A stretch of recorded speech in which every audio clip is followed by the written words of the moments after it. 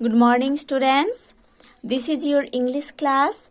Today in this class, we are going to study chapter 3.3 of unit 3 in your English literature book. So students, let's open page number 87 in your English literature book. Now see on the top of the page, there is chapter 3.3 of unit 3. The topic is here daffodils. Okay, Daffodils is a poem that is written by the poet William Wordsworth. Okay, Daffodils is a poem that is written by the poet William Wordsworth, and this poem contains 4 stanzas. Okay, this poem contains 4 stanzas. ये जो poem है इसका 4 stanzas है, and today in this class we are going to study the first 2 stanzas of this poem. और इस class में हम इस पोएम का फर्स्ट 2 स्टैंजास पढ़ेंगे. ठीक है, so students let's start read. This is the first stanza.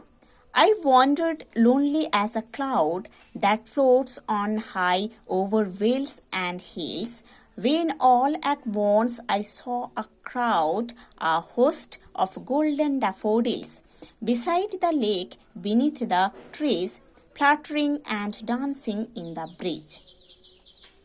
Students, now see the translation of this poem. I wandered lonely as a cloud. So, poet William Wordsworth ने बोल रहे हैं कि मैं बादल जैसे भटक रहा था. That floats on high over vales and hills. जैसे कि घाटियों और पहाड़ियों के ऊपर बादल भटकता है, वैसे ही मैं बादल जैसे भटक रहा था. जैसे बादल वेल्स एंड हिल्स के ऊपर, घाटियों और पहाड़ियों के ऊपर जैसे बादल भटकता है, वैसे ही मैं भटक रहा था. When all at once I saw a crowd, a host of golden daffodils. Vales and hills के ऊपर भटकते हुए मैं एक क्राउड को देखा था, है ना. जब मैं बादल जैसे भटक रहा था, तब मेरा आंख एक क्राउड में, एक भीड़ में गया था. वो भीड़ क्या था? आ होस्ट ऑफ गोल्डन डैफोडिल्स. वो भीड़ था एक गोल्डन डैफोडिल्स फ्लावर्स का. ओके, आप जानते हो students, daffodils is the name of a flower, है ना. डैफोडिल एक फ्लावर का नेम होता है. तो पोएट ने जब बादल जैसे भटक रहे थे वेल्स के ऊपर, हिल्स के ऊपर, तब उनका आंख एक भीड़ में गया था, जो भीड़ था डैफोडिल्स फ्लावर्स का, है ना. ये डैफोडिल फ्लावर्स बहुत लार्ज एरिया में था, जो पोएट ने देखा था. इसीलिए पोएट ने बोल रहे हैं कि एक डैफोडिल्स फ्लावर्स का भीड़. ठीक है. Beside the lake beneath the trees. वो डैफोडिल्स जो था वो लेक के किनारे पर ग्रो किया था और पेड़ के नीचे भी ग्रो किया था. Fluttering and dancing in the bridge. Bridge means जो स्लो मोशन का विंड होता है, उसको ब्रिज कहा जाता है ना. वो डैफोडिल्स हवा में फ्लटरिंग कर रहा था, डांसिंग कर रहा था. वो दिखने में बहुत ही अच्छा लग रहा था. ठीक है. Again I am telling the meaning of the first stanza.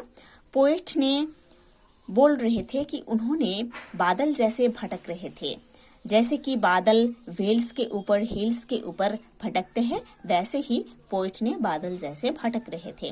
भटकते हुए पोएट ने देखे थे कि एक बहुत बड़ा एरिया लेकर डैफोडिल्स फ्लावर्स से, है ना, उनका आंख एक भीड़ में गया था. किस चीज का भीड़? डैफोडिल्स फ्लावर्स का भीड़. वो डैफोडिल्स झील के किनारे पर ग्रो किया था, वो डैफोडिल्स पेड़ के नीचे ग्रो किया था, है ना. और वो डैफोडिल्स जब हवा चल रहा था उस हवा में फ्लटरिंग कर रहा था, डांसिंग कर रहा था। ठीक है। Now see the next stanza second. Continuous as the stars that shine and twinkle in the Milky Way, they stretched in never-ending line along the margin of a bay. 10,000 saw I at a glance, tossing their heads in sprightly dance. Okay? Now see the translation or meaning of this stanza.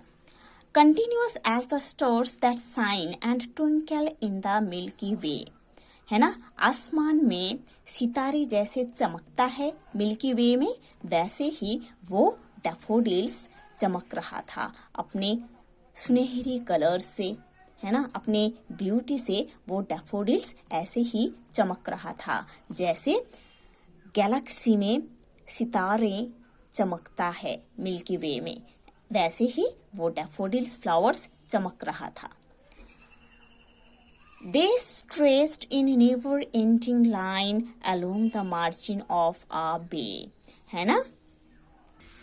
वो daffodils झील के किनारे में इतना बड़ा area लेकर grow किया था कि जितना दूर तक आंख जाता है वो डैफोडिल्स उतना ही दूर तक दिखता है ना। जितना दूर तक आंख जाता है हमारा उतनी दूर तक वो डैफोडिल्स दिखता है, उसका लाइंस कभी खत्म नहीं होता है।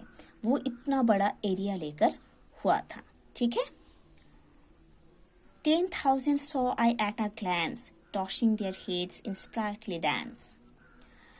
पोएट ने ये बोल रहे हैं कि उन्होंने एक झलक में अपनी आंखों का एक झलक में उन्होंने 10,000 डैफोडिल्स को देखे थे।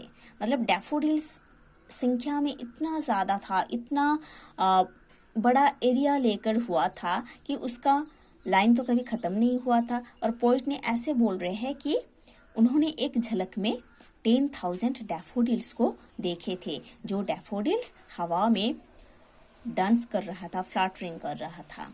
ठीक है। So students, here are the meaning of the difficult words given in this yellow box. You have to study also the meaning and you have to study the first two stanzas with their meaning properly. In the next class we will study the next two stanzas of this chapter.